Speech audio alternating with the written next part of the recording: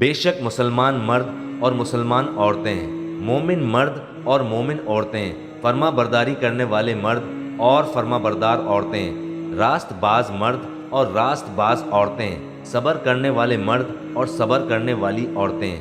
عاجزی کرنے والے مرد اور عاجزی کرنے والی عورتیں، خیرات کرنے والے مرد اور خیرات کرنے والی عورتیں،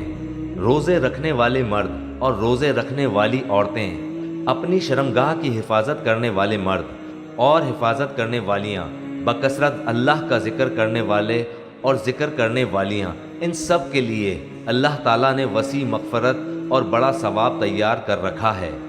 اور دیکھو، کسی مومن مرد و عورت کو اللہ اور اس کے رسول کا فیصلے کے بعد اپنے کسی امر کا کوئی اختیار باقی نہیں رہتا۔